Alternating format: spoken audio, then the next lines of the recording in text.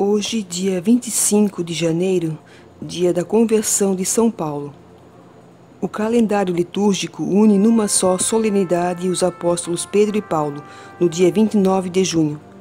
Mas a luz de Pedro, como vigário de Cristo, príncipe dos apóstolos, sombreia um pouco a figura gigantesca de Paulo, que teve um papel tão decisivo na história da igreja primitiva.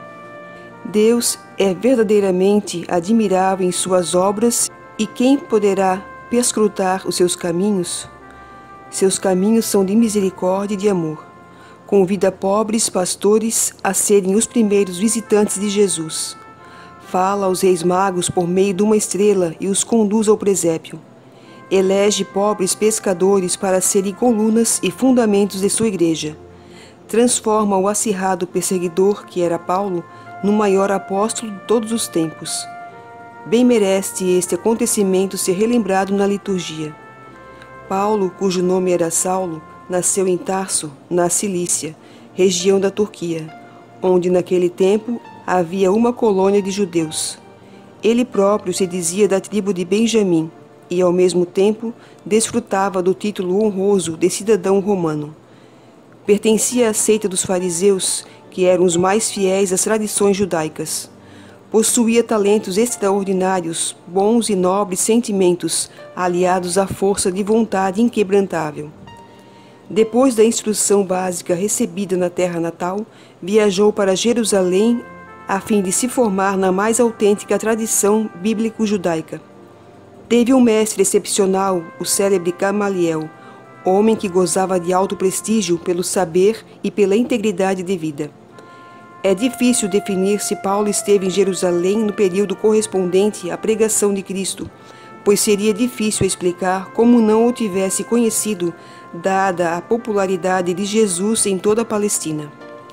O crescimento rápido da Igreja de Jesus de Nazaré, o aumento do número dos discípulos de Cristo, fizeram com que no coração de Saulo ardesse ódio mortal aos cristãos, por ele considerados traidores da pátria e da religião judaica. Os Atos dos Apóstolos o mencionou pela primeira vez quando da morte do diácono Estevão. Saulo guardava as vestimentas dos que o apedrejavam, mas naquele momento Estevão rezava pelos seus assassinos, e esta oração comoveu o coração de Deus, fazendo com que o seu sangue fosse de redenção e de salvação para Saulo. De fato, mais ou menos 6 anos após a morte de Cristo, Saulo tinha recebido a incumbência, por parte das autoridades judaicas, de ir a Damasco, capital da Síria, prender todos os cristãos que aí encontrasse e levá-los ao julgamento e à morte em Jerusalém. Deus, porém, o espreitava no caminho. Enquanto viajava com seus companheiros, de repente, viu uma luz vinda do céu que o envolveu em claridade. Caindo por terra, ouviu uma voz que lhe dizia: Saulo, Saulo, por que me persegues? Quem és tu, Senhor? Perguntou ele. E este: Eu sou Jesus, a quem persegues. Mas levanta-te, entra na cidade e ser-te-á dito o que deves fazer. Seus companheiros de viagem haviam-se detido, mudos de espanto. Ouviam bem a voz, mas não viu a ninguém. Saulo levantou-se do chão e, embora tivesse os olhos abertos, não enxergava. Conduziram-no pela mão e o levaram a Damasco. Vivia ali um discípulo de Cristo chamado Ananias. O Senhor o chamou em visão. Vai à rua direita e procura, na casa de Judas, um homem chamado Saulo de Tarso. Porque este homem, para mim, um vaso escolhido para levar o meu nome diante dos gentios, dos reis e dos filhos de Israel. Ananias partiu, entrou na casa, impôs-lhe as mãos e disse: Saulo, meu irmão, quem me envia é o Senhor, esse Jesus que te apareceu no caminho por onde vinhas, a fim de recuperares a vista e ficares repleto do Espírito Santo.